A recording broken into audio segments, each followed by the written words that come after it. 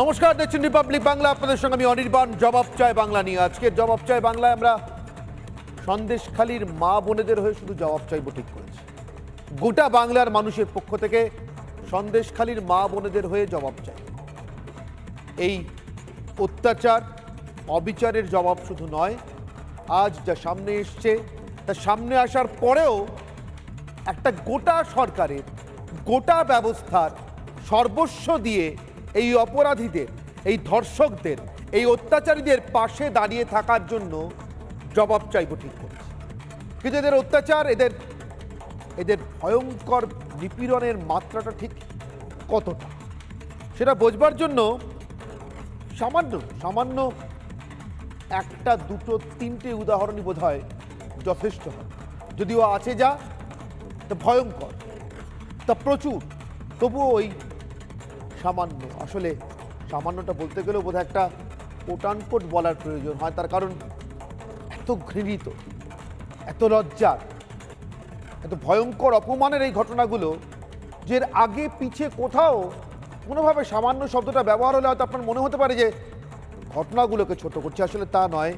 বলছি, এই বিভৎসতা বোঝানোর জন্য তিনটে উদাহরণই, সামান্য তিনটে উদাহরণই যথেষ্ট। তার একটা, প্রথম, মাঝরাত, একেবারে মাঝরাত মানে মধ্যরাত বলতে যা বোঝায়, সেই সময় মহিলাদের তুলে নিয়ে যেত এই শিবু, উত্তম, এরা বা এদের ছেলেপেলেরা। এই অভিযোগ করছেন অন্য কেউ নয়, সন্দেশখালীর মহিলা। ক্যামেরার সামনে দাঁড়িয়ে করছেন। সকলে হয়তো মুখটা দেখিয়ে করতে পারছেন না, লোকলজ্জার ভয়, অনেক ক্ষেত্রে পাল্টা হামলার ভয়ও।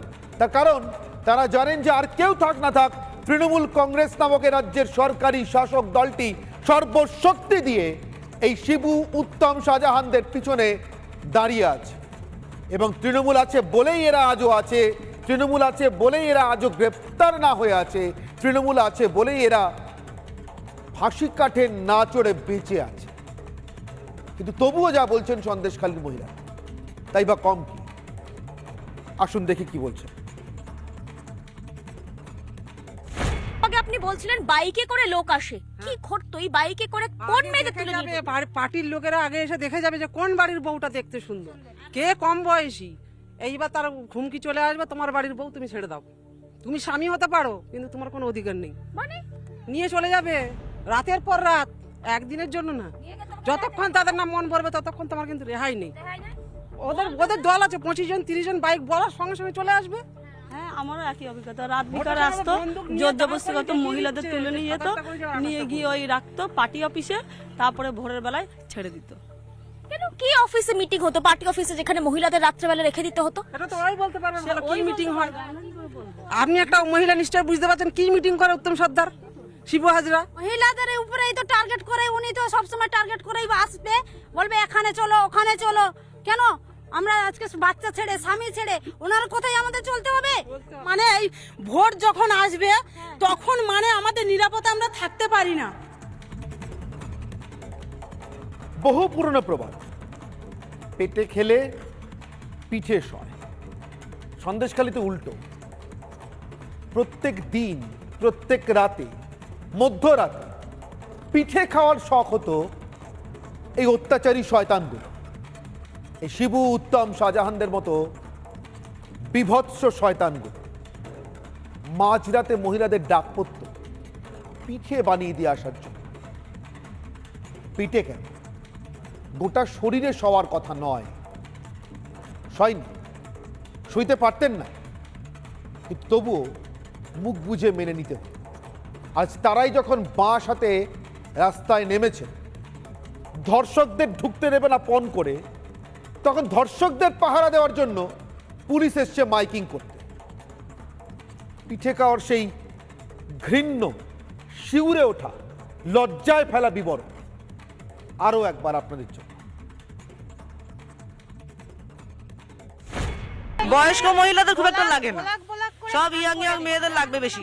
এখান থেকে 500, ওই ব্লক থেকে 500, ওই ব্লক থেকে 300, ওই ব্লক থেকে 200, এরকম করে মেয়েদেরই লাগবে। তো হঠাৎ 12টার সময় আমাদের স্বামীদের ডেকে পাঠালো। এবার হঠাৎ মাত্র কি হলো, একদিন মানে প্রচুর ওদেরই মানে মেম্বাররা সব ভর্তি না কি ব্যাপারে এত মেয়েকে ডেকে দিতে হবে, পিঠে বানাতে হবে। মানে রাত 12টা একটা সময় সবাই ঘুমিয়ে পড়েছে, আমরা সব বাচ্চা টাচ্চা নিয়ে আমাদেরকে ডেকে পাঠাতে হবে। এবার ওইভাবে সবাই গিয়ে কি সারা রাত ধরে ওই পিঠে বানাও, ওদেরকে খাওয়া, যে করতে চাইবে তার চুলের মুঠি ধরে মারা, এই সব অত্যাচার করতো। মারধর করা হতো, ওদেরকে পরিষেবা দেওয়ার জন্য মেয়েদের ডাকতো। কি ধরনের পরিষেবা? কি ধরনের এখন বলবো, আপনার মুখ কেউ দেখতে পাচ্ছে না, আপনি বলুন।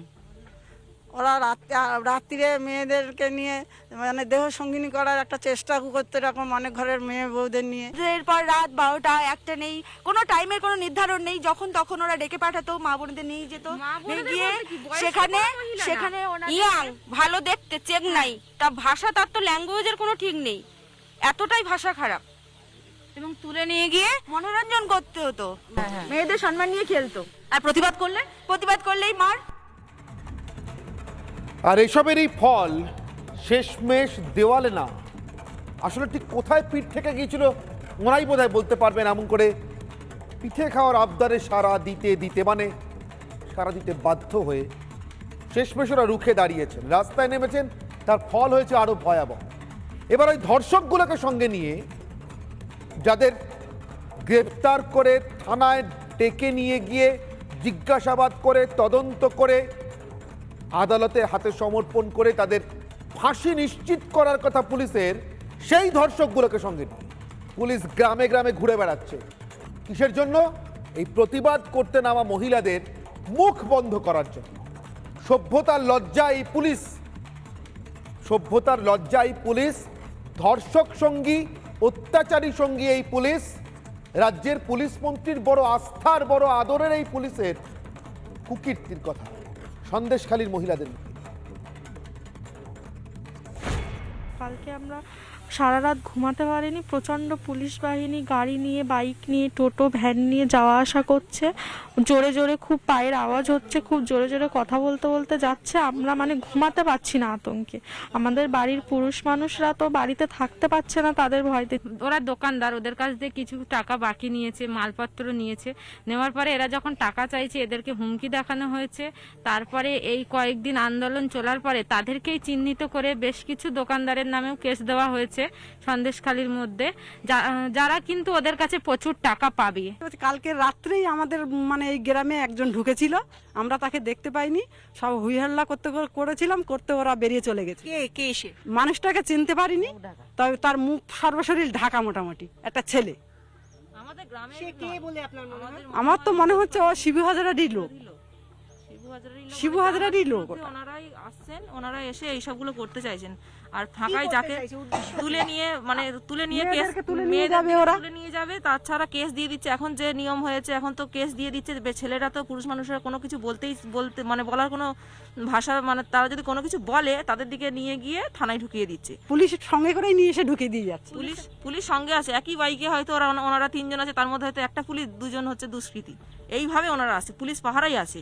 যদি দুষ্কৃতীরা কোনো কাজ করতে পারে, যখন পারছে না, তখন পুলিশ এই কাজটা করছে। শিবু হাজরা, উত্তম সর্দার, শেখ শাহজাহান, তারা একদিকে বলা হচ্ছে তাদেরকে পাওয়া যাচ্ছে না, কিন্তু তাদের লোকজন আপনাদের উপর নজর রাখছে। তো অবশ্যই তারা অত্যাচার করছে বা নজর সব সময় রেখেছে, আরো শাসাচ্ছে যে ওরা কতদিন তোমাদের পাশে থাকবে, চলে গেলেই তোমাদের উপরে অত্যাচার হবে, তোমাদের রাতারাতি তুলে নিয়ে যাব, নিয়ে সারা রাত রাখবো, সকাল হলে টান মেরে ফেলে দেবো, এরকমই বলছে ওরা। ভয় লাগছে? হ্যাঁ, ভয় লাগছে, কিন্তু সাহসও আছে।